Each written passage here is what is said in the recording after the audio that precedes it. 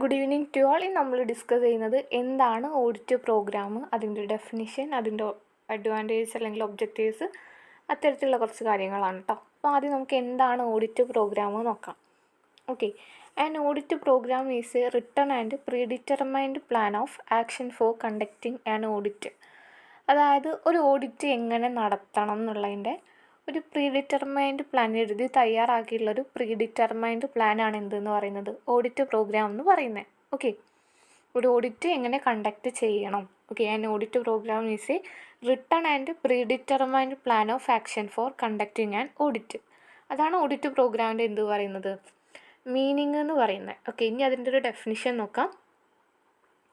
Audit programme as a detailed plan of the audit work to be performed, specifying the procedure to be followed in verification of each item in the financial statement and giving the estimated time required. Okay, അതായത് ഒരു audit programme എന്ന് പറയുമ്പോൾ എന്താണ്, ഒരു detailed പ്ലാനാണ് എന്തിനെ ചൊല്ലിയിട്ടുള്ളത്, അതെങ്ങനെയാണ് perform ചെയ്യേണ്ടത്, അതുപോലെ തന്നെ ഏതൊക്കെ പ്രൊസീജിയറാണ് അത് യൂസ് ചെയ്യേണ്ടത്, അതുപോലെ തന്നെ എത്ര സമയം എടുക്കണം ഒരു ഓഡിറ്റ്, ഒരു കമ്പനിയുടെ ഒരു ഓഡിറ്റ് കംപ്ലീറ്റ് ആക്കാൻ വേണ്ടിയിട്ട്, അല്ലെങ്കിൽ ഒരു കോപ്പറേറ്റീവ് സൊസൈറ്റിയുടെ ഓഡിറ്റ് കംപ്ലീറ്റ് ആക്കാൻ എത്ര സമയം എടുക്കണം, എത്ര സമയത്തിനുള്ളിൽ അത് കംപ്ലീറ്റ് ആക്കണം എന്നൊക്കെ പറഞ്ഞിട്ടുള്ള ഒരു പ്രീ ഡിറ്റർമൈൻഡ് പ്ലാനാണ് എന്തെന്ന് പറയുന്നത് ഓഡിറ്റ് പ്രോഗ്രാം എന്ന് പറയുന്നത്. Audit programme as a detailed plan of the audit work to be performed, specifying the procedure to be followed in verification of each item in the financial statement. അതായത് financial സ്റ്റേറ്റ്മെൻറ്റിലെ ഓരോ ഐറ്റത്തിനെയും എങ്ങനെയാണ് verify ചെയ്യേണ്ടത് എന്നുള്ളതിന് വേണ്ടിയുള്ള procedure, specifying the procedure and giving the estimated time required.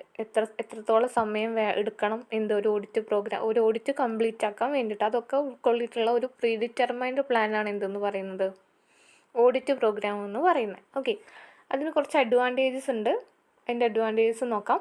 It define duties of clerk clearly. അതായത് അവിടെയുള്ളവരുടെ ക്ലർക്കിൻ്റെയൊക്കെ duties എന്ത് ചെയ്യുന്നുണ്ട്, ഡിഫൈൻ ചെയ്യുന്നുണ്ട്. അതായത് ഇന്ന ആൾ ഇത്രത്തോളം ഡ്യൂട്ടി ചെയ്യണം, അങ്ങനത്തെ കാര്യങ്ങൾ. പിന്നെ to know the volume of work done earlier.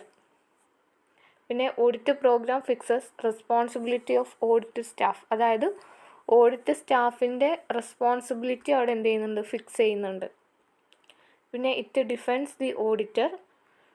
പിന്നെ it save as a guide for audit in future. അതായത് ഇപ്പോൾ ഇന്നൊരു ഓഡിറ്റ് നടത്തുകയാണെന്നുണ്ടെങ്കിൽ ഇതിൻ്റെ മുന്നേ തന്നെ ഓഡിറ്റ് പ്രോഗ്രാം എന്ത് ചെയ്തിട്ടുണ്ടായിരിക്കും, സെറ്റ് ചെയ്ത് വെച്ചിട്ടുണ്ടായിരിക്കും. അപ്പോൾ ആ ഓഡിറ്റ് പ്രോഗ്രാം ഇന്ന് നടക്കുന്ന ഓഡിറ്റിന് എന്ത് ചെയ്യും, ഗൈഡ് ചെയ്യും. അതാണ് ആ പോയിന്റ് പറയുന്നത് കേട്ടോ. It serves as a guide for audit in future.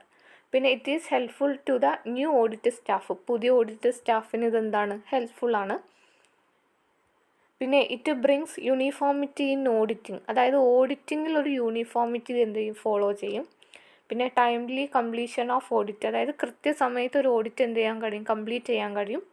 Effective control over audit staff. അതായത് ഓഡിറ്റ് സ്റ്റാഫിൻ്റെ ആയിട്ടുള്ളൊരു എഫക്റ്റീവ് ആയിട്ടുള്ളൊരു കൺട്രോളാണ് എന്ത് വരുന്നത് ഇങ്ങനെ ഒരു ഓഡിറ്റ് പ്രോഗ്രാം എന്ന് പറയുന്നത്. ലാസ്റ്റ് പോയിൻ്റാണ് to assess the cost of audit. അതായത് ഒരു ഓഡിറ്റ് നടത്തണം എന്നുണ്ടെങ്കിൽ ഇത്രത്തോളം കോസ്റ്റ് വരും എന്നുള്ളത് നമുക്ക് ആസസ് ചെയ്യാൻ കഴിയും. അപ്പോൾ ഇത്രയും കാര്യങ്ങളാണ് അഡ്വാൻറ്റേജസ് പറയുന്നത്. ഇനി അതുപോലെ തന്നെ ഇതിന് എന്തുകൊണ്ട് ഡിസഡ്വാൻറ്റേജസ് ഉണ്ട്. അതായത് ഈ പ്രീ ഡിറ്റർമൈൻഡ് പ്ലാൻ അങ്ങനെ എല്ലാവർക്കും എല്ലാ കാര്യത്തിലും സെറ്റായിക്കൊള്ളണമെന്നില്ല. അതാണ് ഈ ഡിസഡ്വാൻറ്റേജസിൽ പറയുന്നത് കേട്ടോ. It makes audit work mechanical and stereo type. അതായത് ഈ ഓഡിറ്റ് പ്രോഗ്രാം എന്ന് പറയുന്നത് ഓൾറെഡി അവിടെ എന്ത് ചെയ്ത് വെച്ചതാണ്, ഫിക്സ് ചെയ്ത് വെച്ചതാണ്. ഇതുപോലെ ആയിരിക്കണം ഒരു ഓഡിറ്റ് എന്ത് ചെയ്യേണ്ടത്, കണ്ടക്ട് ചെയ്യേണ്ടത്. അപ്പോൾ നമുക്ക് ആ ഓഡിറ്ററുടേതായ പ്രത്യേകതരം സ്കില്ലോ അല്ലെങ്കിൽ വലിയ മാറ്റങ്ങളൊന്നും അവിടെ വരുത്താൻ കഴിയില്ല. കാരണം എന്താ, അവിടെ ഓൾറെഡി ഓഡിറ്റ് പ്രോഗ്രാം സെറ്റ് ചെയ്ത് വെച്ചിട്ടുണ്ട്. അത്രയും സമയം എടുത്തിട്ട് അതിലത്തെ പ്രൊസീജിയേഴ്സ് മാത്രമായിരിക്കും ഒരു ഓഡിറ്റിൽ അപ്ലൈ ചെയ്യാൻ കഴിയുക. അതാണ് it makes audit work mechanical and stereo type എന്ന് പറയുന്നത്.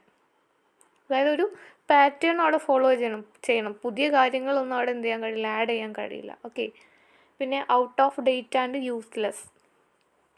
പിന്നെ no chance to use intelligence. ഇത് ഈ ഫസ്റ്റ് പോയിന്റ് സെയിം തന്നെയാണ്. കാരണം എന്താ, അവിടെ ഓൾറെഡി അത് ഫിക്സ് ചെയ്ത് വെച്ചതാണ്. പുതിയ ഐഡിയാസോ കാര്യങ്ങളൊന്നും അതിലോട്ട് അപ്ലൈ ചെയ്യാൻ കഴിയില്ല. ഓക്കെ. പിന്നെ unable to cover all the point.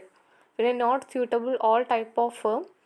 അതായത് എല്ലാ ടൈപ്പ് ഓഫ് ഫേമിനും ഇതെന്തല്ല, സ്യൂട്ടബിൾ അല്ല. Audit programme is not suitable for small business in concern. Okay, ചെറിയ കൺസേണിനൊന്നും ഈ ഒരു ഓഡിറ്റ് പ്രോഗ്രാം സ്യൂട്ടബിൾ അല്ല എന്നാണ് പറയുന്നത്. ഇപ്പോൾ ഒരു 5 പോയിൻ്റ് ഉണ്ട്, പഠിച്ചു വയ്ക്കുക കേട്ടോ. പിന്നെ നെക്സ്റ്റ് പറയുന്നതാണ് വൗച്ചിങ്. അത് നമുക്ക് നെക്സ്റ്റ് വീഡിയോ ആയിട്ട് ചെയ്യും. അപ്പോൾ ഈ പറഞ്ഞതിൽ വല്ല ഡൗട്ട്സ് ഉണ്ടെങ്കിൽ കമൻറ്റ് ചെയ്യുക, ഇമ്പോർട്ടൻ്റ് ആണ്. മേ ബി 2 മാർക്കിൻ്റെ ക്വസ്റ്റ്യനും ചോദിക്കാം, വാട്ട് ഈസ് ഓഡിറ്റ് പ്രോഗ്രാം എന്ന് പറഞ്ഞിട്ട്. അതുപോലെ തന്നെ ഷോർട്ട് എസ്സേ ആയിട്ടും എക്സ്പെക്റ്റ് ചെയ്യും, അറിയില്ല, വന്നേക്കാം. ഓക്കെ, അപ്പോൾ താങ്ക് യു.